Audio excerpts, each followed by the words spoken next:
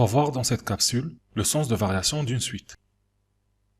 Avant de commencer par la définition, je vous donne un exemple d'une suite numérique. 1, 3, 5, 7, 9, et ainsi de suite. Donc si on regarde cette suite-là, c'est une suite qui est croissante. Pourquoi? Parce que chaque terme de cette suite-là est plus grand que le terme précédent. Donc ici on a 3 qui est plus grand que 1.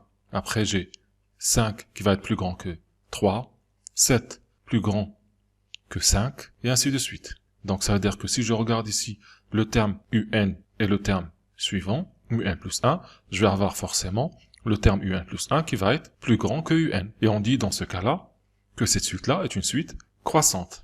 Si je prends par exemple la suite suivante, donc ici je vais avoir 100, 75, 50, 25, 0, moins 25 et ainsi de suite.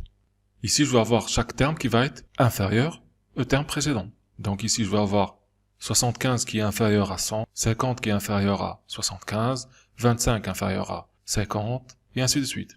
Donc ça veut dire que si je regarde, j'essaie de comparer le terme UN et le terme UN plus 1, en général, je vais avoir UN plus 1 qui va être inférieur à UN. On dit que dans ce cas-là, cette suite-là est une suite décroissante. Et enfin, une suite constante, ça veut dire que les termes sont tous égaux. Par exemple, je prends la suite 2, 2, 2, 2, et ainsi de suite. Cette suite-là est une suite constante. Parce que si je regarde mon terme UN et UN plus 1, je vais voir qu'ils sont égaux. Donc on va voir trois possibilités. Donc, ou bien la suite elle va être croissante, ou bien décroissante, ou bien constante. Donc on dit qu'une suite UN est strictement croissante si, pour tout entier n, on va avoir toujours le terme UN plus 1 qui est strictement plus grand que le terme UN. Une suite décroissante, on va avoir le terme UN plus 1 qui va être strictement inférieur au terme UN. Et enfin, une suite constante, on va avoir le terme UN plus 1 qui va être égal au terme UN. Maintenant, comment déterminer les variations d'une suite? On a une méthode qui est très simple. On va calculer la différence entre le terme UN plus 1 et le terme UN. Et si cette différence-là est positive, ça veut dire que la suite est croissante. Si elle est négative, ça veut dire que la suite est décroissante. Donc si je reviens ici à mes exemples, si je regarde 9 moins 7, ça va être égal à 2. C'est positif. 7 moins 5, ça va être aussi égal à 2. Donc c'est positif. Par contre, si je regarde ici, 50 moins 75, ça va être négatif. 25 moins 50, ça va être négatif. 75 moins 100, ça va être négatif. Donc là, c'est pour la première méthode. J'ai aussi une deuxième méthode qui peut être utile quand on a des suites un peu complexes. Pour utiliser cette méthode-là, il faut que tous les termes de la suite soient strictement positifs. Donc si il y a un seul terme qui est négatif, je ne peux pas utiliser cette méthode. Donc cette méthode, elle consiste à calculer le quotient de UN plus 1 sur UN et regarder si c'est plus grand ou plus petit que 1. Si c'est strictement plus grand que 1, donc la suite est croissante. Si c'est inférieur à 1, la suite est décroissante. Si je reviens à mon exemple de départ, j'avais 1, 3, 5, 7, 9 et ainsi de suite. Tous les termes de cette suite-là sont strictement positifs. Donc si j'utilise cette méthode-là, si je regarde par exemple 3 sur 1, ça va être égal à 3, c'est plus grand que 1. Si je regarde 5 sur 3, ça va être égal à peu près 1,66, c'est toujours plus grand que 1. Si je regarde 7 sur 5, c'est 1,4, c'est toujours plus grand que 1. Donc on dit que la suite, elle est strictement croissante. Par contre, si je regarde ma suite 175, 50, 25 et ainsi de suite, si je regarde ici 75 sur 100, ça va être 0,75. C'est inférieur à 1. 50 sur 75 est égal à 0,66, à peu près, c'est aussi inférieur à 1. Donc on dit que la suite est décroissante. Donc vous avez le choix entre deux méthodes. Ou bien la méthode générale, c'est-à-dire on calcule la différence du terme UN plus 1 et UN, et on regarde est-ce que c'est plus grand ou plus petit que 0, ou bien on regarde le quotient. Mais dans ce cas-là, il faut que le terme de la suite soit strictement positif. Donc je vous laisse faire cet exemple-là, et on corrigera après. Donc commençons par la première suite. Donc on a UN qui est égal à 14N plus 8. Donc là, on doit calculer UN plus 1 moins UN. Donc pour ça, on doit d'abord calculer UN plus 1. Donc UN plus 1, ça revient à remplacer N par N plus 1. Donc ça fait 14.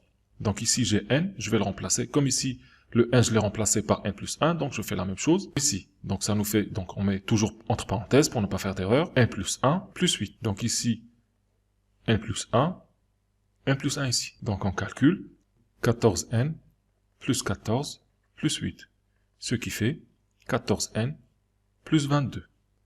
Donc là, je viens de calculer un plus 1. Maintenant, je calcule un plus 1 moins un. Donc un plus 1 moins un, ça va être 14n plus 22. Donc là, c'est pour un plus 1, moins un, qui va être égal à 14n plus 8.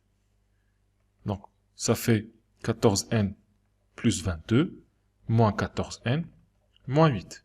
Donc 14n moins 14n, ça simplifie. Ça va nous donner 14. Et donc, je regarde 14, est-ce que c'est plus grand ou plus petit que 0? Donc, c'est strictement plus grand que 0. Donc, ma suite un est strictement croissante. Passons maintenant à l'exemple 2.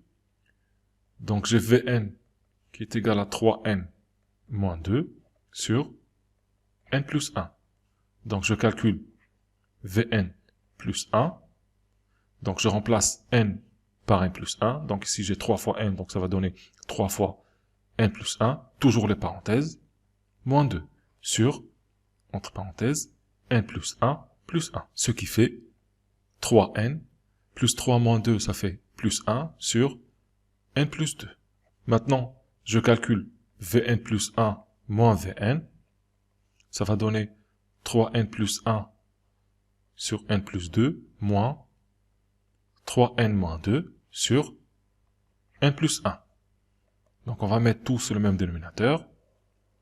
Donc ça fait n plus 1 fois 3n plus 1 moins n plus 2 fois 3n moins 2 divisé par n plus 2 fois n plus 1. Donc on va développer le numérateur, mais le dénominateur on va laisser comme ça. Il n'y a pas de problème parce qu'ils sont tous les deux positifs, il n'y a pas de souci. Donc ça nous fait 3n au carré. n fois 1, ça fait n plus 1 fois 3n, ça fait 3n, ça nous donne plus 4n. 1 fois 1, ça fait 1. Donc je vais mettre ça entre parenthèses, moins, j'ouvre la parenthèse et je développe la deuxième partie.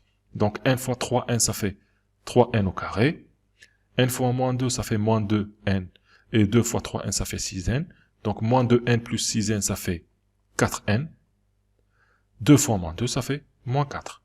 Toujours sur le même dénominateur. Donc n plus 2 fois n plus 1. Maintenant, je vais enlever les parenthèses. Donc ça fait 3n au carré plus 4n plus 1. Donc quand j'ai un signe moins avant une parenthèse, tous les signes changent. Donc ça fait ici, j'ai 3n au carré, ça donne moins 3n au carré. Plus 4n, ça fait moins 4n. Et enfin, moins 4, ça fait plus 4. Faites attention, il faut changer tous les signes. Divisé par n plus 2 fois n plus 1. Maintenant, on simplifie. J'ai 3n carré moins 3n carré, ça simplifie. 4n moins 4n, ça donne 0. Donc ça nous donne 5 sur n plus 2 fois n plus 1. Maintenant, je dois regarder est-ce que ce résultat-là est positif ou négatif. Donc 5 est strictement positif. n plus 2 fois n plus 1 est strictement positif. Pourquoi? Parce que n plus 2 est positif. Je rappelle que n, c'est un entier naturel. Donc il est positif, donc n plus 2 est positif. n plus 1 est positif. Donc tout ça, ça va être strictement plus grand que 0. Donc ma suite, elle va être croissante. Passons maintenant à la dernière. Donc on a Wn qui est égal à 3 puissance 2n. Donc Wn plus 1, ça va être égal à 3 puissance 2, et je remplace n par n plus 1. Donc je simplifie, ça fait 3 puissance 2n plus 2. Maintenant, si je regarde cette suite, donc 3 est strictement positif, 2 est strictement positif, n c'est un entier naturel, donc il est positif, donc tous les termes sont strictement positifs. Donc du coup, je peux utiliser la méthode Wn plus 1 sur Wn. Ça nous fait 3 puissance 2n plus 2 sur 3 puissance 2n. Maintenant, pour simplifier cette expression, j'ai deux possibilités. Donc, ou bien, on va utiliser la règle a puissance n plus m, ça nous donne a puissance n fois a puissance m. Donc, ce qui fait 3 puissance 2n fois 3 puissance 2, le tout divisé par 3 puissance 2n. On simplifie, ça nous donne 3 puissance 2, ce qui fait 9. C'est plus grand que 1. Faites très attention, quand j'utilise la deuxième méthode, je dois comparer à 1. Donc elle est croissante. Ou bien, j'utilise la deuxième formule avec les puissances. A puissance n sur A puissance m, ça fait A puissance n moins m. Donc, ce qui donne 3 puissance 2n plus 2 moins 2n. Après simplification, ça nous donne 3 puissance 2, ça fait aussi 9 et c'est plus grand que 1. Et on trouve la même conclusion. Voilà pour cette partie.